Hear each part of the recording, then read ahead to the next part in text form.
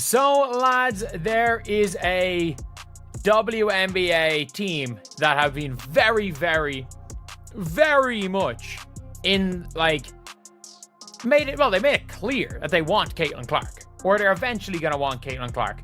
Along those lines, they made it very, very clear. With her celebrity Caitlin Clark, Stephanie White believed she had everything all out. However, karma has a humorous way of making coaches regret what they have said. Another groin problem is plaguing Clark. Suddenly, the intimate interactions of the New York Liberty no longer seem so harmless. People, the writing is on the wall. If you appreciate this content, consider giving this video a like and subscribing to the channel. Believe it or not, more than 83% of viewers haven't subscribed yet. It's free and only takes a second, but it means the world to us. So, did you subscribe already? Great. Thank you so much for your support. Now, back to the video. In the bowels of the Barclays Center with Liberty coach Sandy Brondello and Breanna Stewart and Sabrina Ionescu. I'm just having a little fun. Given how Stephanie White has handled her injury issue, do you believe Caitlin Clark is already mentally leaving Indiana? Here, let's be brutally honest. Caitlin Clark has been handled by Stephanie White as smoothly as sandpaper on silk. Due to groin issues, Clark has missed several games this season, and White's response has not been encouraging. You have a problem when your franchise player is battling with persistent injuries while you act like it's just another workday.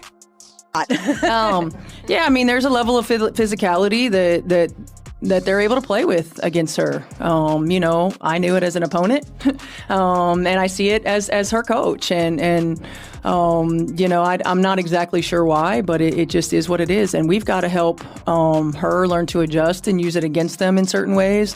From the beginning, the pattern has been very evident. There are indications that Clark's role in the offense is not entirely agreed upon by White and Clark. Despite Clark's clear declaration that she performs best when she has the ball in her hands, particularly during transition, White continues to attempt to play Clark off the ball. Does White, however, pay attention? Not, of course. She has a generational gift that requires the ball to be effective, but she is too preoccupied with putting her system into place to recognize this. Due to injuries, including a prior left quad injury, Clark has missed 10 games this season. 10 games. That's a pattern, not just bad luck.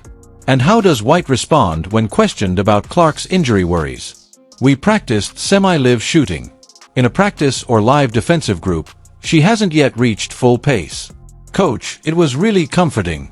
Specifics of, like, did she have imaging today? Was it just see how she was feeling? And I know you have a game tonight first, but is there any discussion yet about this weekend with her? Because obviously she's a huge part of All-Star. No discussion yet about this weekend. There was imaging done. Obviously ruling her out for tonight, but there hasn't been any discussion beyond tonight. The most significant aspect was that Clark sustained a right groin injury in the last minute of Tuesday's 85-77 victory over the Connecticut Sun, which prevented him from playing Wednesday night in Brooklyn against the New York Liberty.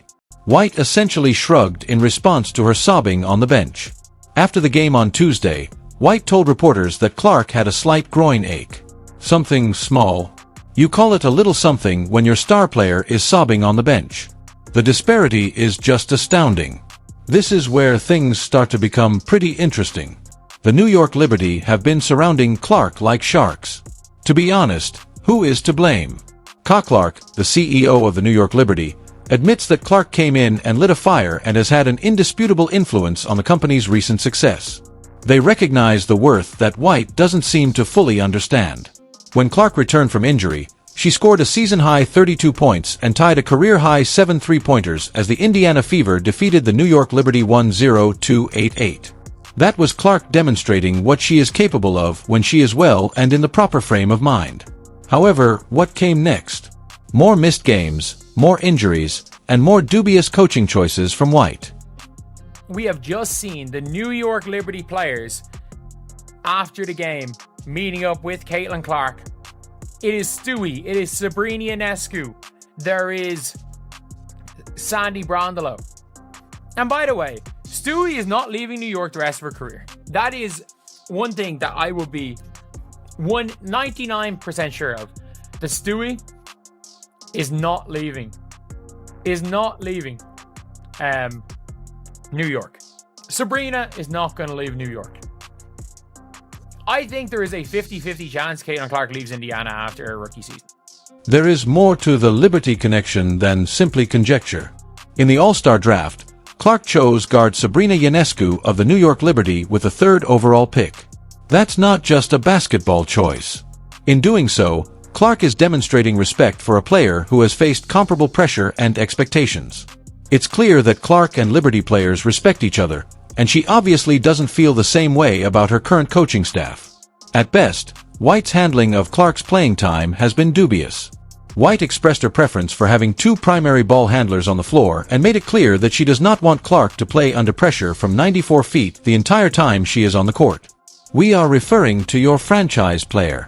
The person who, by herself, raised the profile of the entire WNBA, and you're concerned that she may play too much. The conflict between coaching philosophies is becoming more noticeable every day. I think we need to do a better job of getting me the ball in transition, Clark said bluntly. I believe there is a delicate balance between getting the ball in my hands and playing me off the ball, whether or not someone is present. I'm at my best in transition during that time. It's not a request. That's Clark explaining to her coach what she needs in order to be successful. In response, White said, "Keep trying to make her play off the ball." White's handling of the injury situation has been subpar, and it is starting to become a serious concern. Clark has never had a lower field goal percentage or three-point percentage in any 5-game span of her young WNBA career. When your star player is struggling, you adjust your system to help them. You don't just shrug and say you're not worried about their shot. Let's talk about the elephant in the room, Clark's contract situation. She's in her 2nd year, which means she's got time to think about her future. The Liberty aren't just a well-run organization. They're a championship-caliber team that knows how to maximize talent. The Liberty recently sold a minority stake at a $450 million valuation, the richest valuation ever for a women's sports team. That's an organization that invests in winning. Compare that to the Fever's approach. The Fever went 5-5 this season without Clark, most recently falling to the Los Angeles Sparks 89-87. They're completely dependent on her. Yet they can't seem to keep her healthy or use her effectively when she is healthy. That's not a sustainable model for success. The writing is on the wall when you look at how other teams view Clark versus how her own team treats her.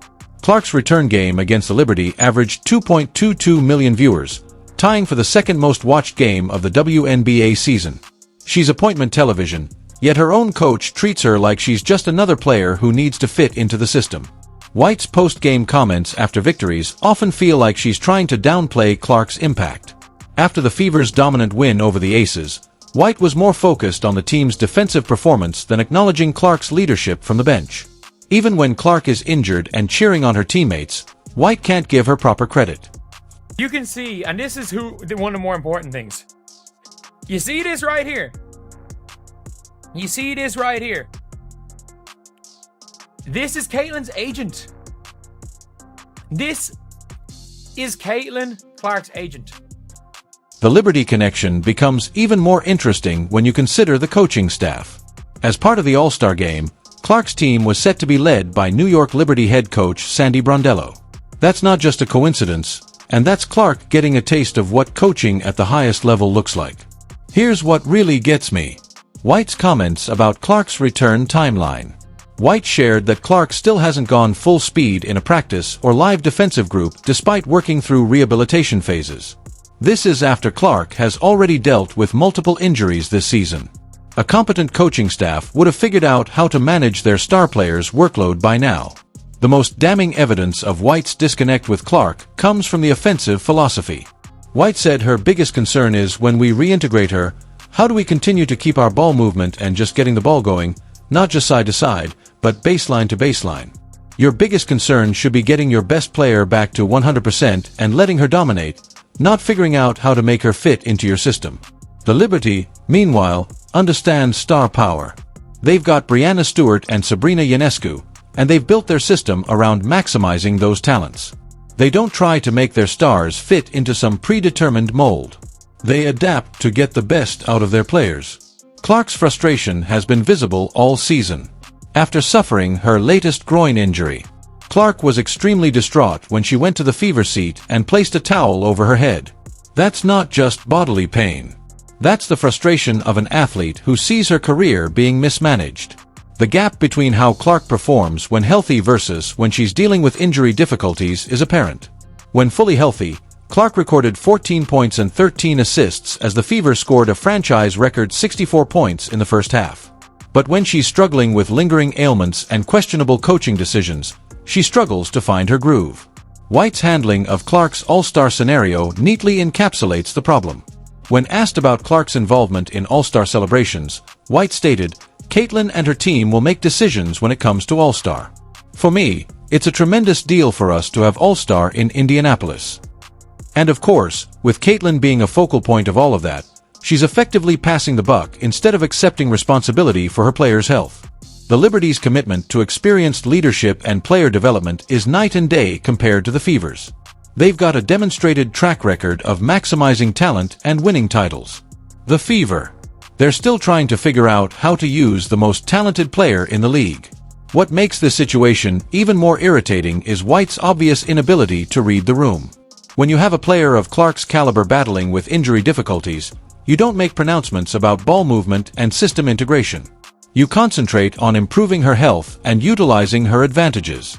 The fact that White keeps talking about fitting Clark into her system instead of adjusting the system to Clark's skills demonstrates a fundamental misunderstanding of what she possesses. The injuries aren't simply physical setbacks, they're emotional ones, too. Clark entered the league with unwavering confidence and an iron will. However, that confidence might be undermined if you're continuously dealing with physical problems and coaching staff that don't appear to completely understand your worth.